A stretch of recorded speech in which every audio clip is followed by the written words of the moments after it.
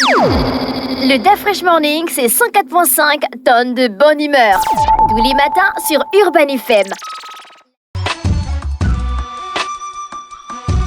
Vous êtes sur les 104.5 Urban FM, la station Urban avec Jean-Paul. Jean-Paul, bonjour. Bonjour Dafresh. Comment tu vas ce matin? Ça va très bien. Alors, l'actualité internationale nous emmène où? On va aller en France où le Parlement français, en l'occurrence l'Assemblée nationale, a adopté une proposition de loi visant à condamner les massacres d'Algériens du 17 octobre 1961 à Paris.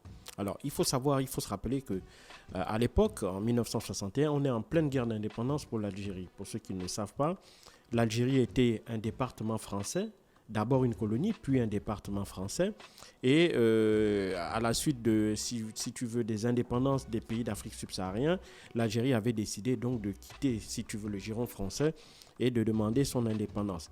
Et donc pour cela, évidemment, la France restait farouchement attachée à sa présence en Algérie. Et donc il va s'ensuivre une guerre qui va durer 2 ans, de 1960 à 1962, qui va finalement aboutir par l'indépendance d'Algérie. Et donc, depuis lors, les relations entre la France et l'Algérie sont particulièrement complexes et font un peu du yo-yo. Parfois, il y a des hauts, parfois, il y a des bas.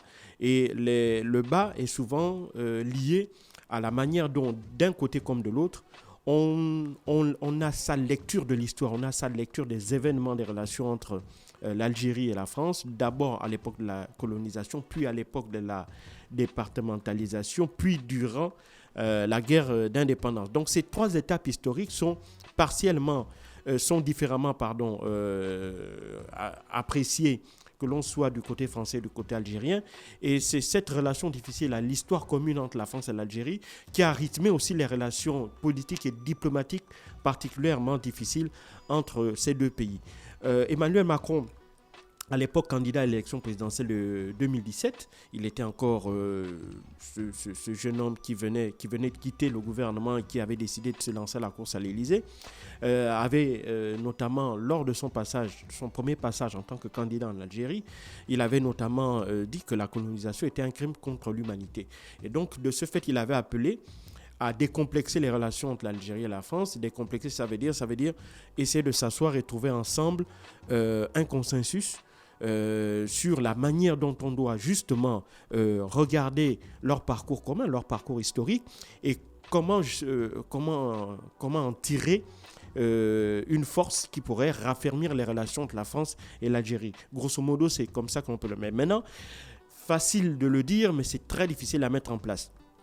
Emmanuel Macron avait annoncé il y a quelques années la mise en place d'un comité d'experts franco-algériens avec lesquels il devait y avoir, si tu veux, cette relecture de l'histoire, cette relecture en commun de l'histoire. Malheureusement, pour des raisons encore qui sont assez difficiles à cerner ici, ce comité n'a toujours pas été mis en place, mais la France avait quand même fait quelques efforts, notamment sous Emmanuel Macron, il faut le lui reconnaître, par le biais de la déclassification d'un certain nombre de documents qui étaient encore sous le sceau du secret défense et donc pour lequel les historiens n'avaient pas accès. Et donc depuis la déclassification, il y a une meilleure connaissance des événements, surtout, notamment des événements liés à la guerre d'Algérie, par les historiens, mais sauf que, évidemment, il n'y a pas encore ce travail commun-là. Je ne sais pas si les historiens algériens ont pu déjà accéder, par exemple, à ces documents déclassifiés, mais ce qui est clair, c'est qu'il y a eu ce premier pas-là de la part des autorités françaises, à savoir la déclassification et la proposition de mise en œuvre d'un comité scientifique justement pour se pencher sur cette partie très difficile ou compliquée de l'histoire entre l'Algérie et la France. Et donc, derrière aussi, il faut savoir que dans le calendrier des commémorations nationales en France, il y a déjà 3 dates de commémoration d'événements liés soit à la guerre d'Algérie, soit à la colonisation ou à d'autres événements. Et donc, cette reconnaissance par l'Assemblée nationale vient une fois de plus, si tu veux, jeter un peu d'eau sur la braise des relations franco-algériennes qui étaient particulièrement tendues ces dernières semaines, en lien avec, de manière indirecte avec la guerre à Gaza et le soutien apporté par la France, notamment au gouvernement de Benjamin Netanyahou, et la reconnaissance au fait que Israël doit se défendre et que Israël ne fait que utiliser son droit à l'autodéfense. Donc cette partie, ce sont ces événements-là récents qui ont une fois de plus encore tendu les relations entre Paris et Alger.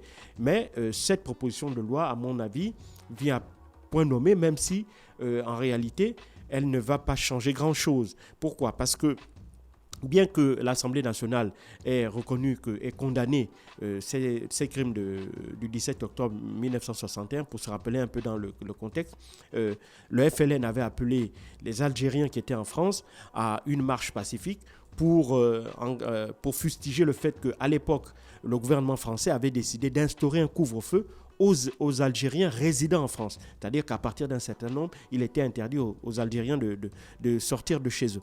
Et donc, suite à l'appel du FLN, entre à peu près 200 ou 300 000 Algériens avaient décidé de manifester dans les rues de Paris.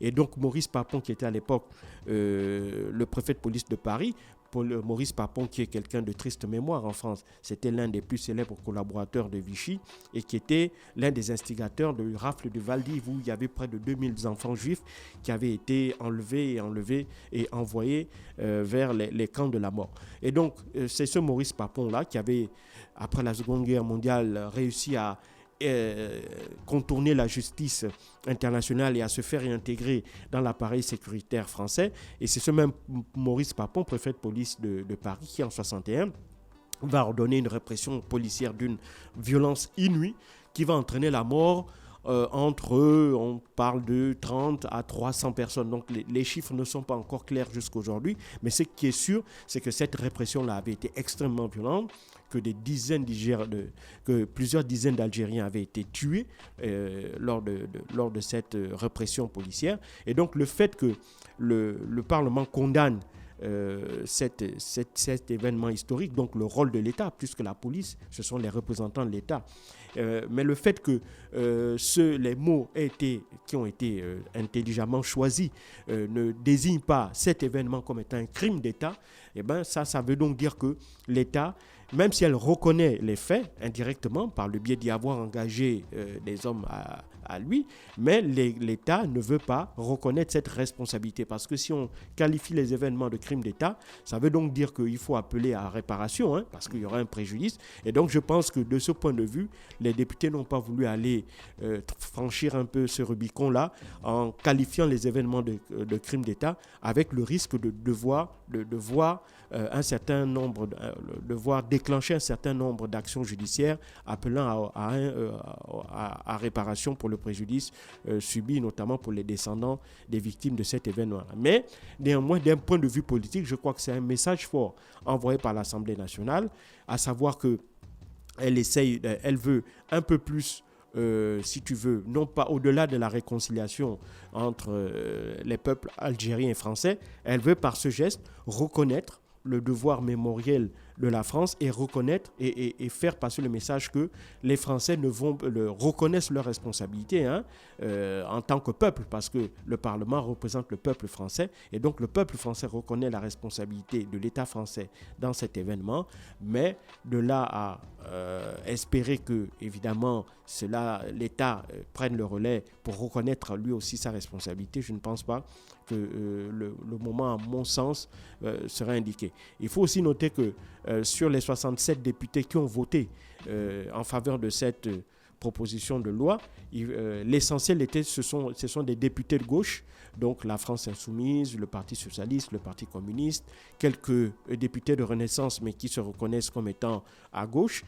11 députés ont voté contre, notamment essentiellement des députés de droite et d'extrême droite. Mais ça, évidemment, ils restent droits dans leur posture idéologique, puisque pour eux, l'État n'est jamais responsable. L'État est impersonnel, et donc engager et dire que la police est responsable des actes qu'elle a posés, c'est comme si on veut fragiliser ceux qui ont pour mission de risquer leur vie pour assurer la sécurité des biens des personnes. Donc, dans l'idéologie de la droite et de l'extrême droite, la police, de ce point de vue, est intouchable. Et donc, c'est tout à fait normal que ces députés-là aient voté contre cette proposition de loi-là. Mais de manière globale, c'est un pas en plus fait en faveur de la reconnaissance par le peuple français et par la France d'un certain nombre de responsabilités dans des événements sombres de l'histoire commune entre la France et l'Algérie. Et cela participe, à mon sens, d'une amélioration, d'une espèce d'un prolongement, si tu veux, d'un espèce de processus de guérison, tant la maladie qui ronge les relations franco-algériennes est complexe et très longue à soigner. Voilà. Merci Jean-Paul pour l'actualité internationale ce matin sur les 104.5 Urban FM, la station urbaine dans l'UDA Fresh Morning, le réveil matinal le plus haut de la capitale, sur la radio la plus haute de la capitale. On repart en musique et on se retrouve juste derrière.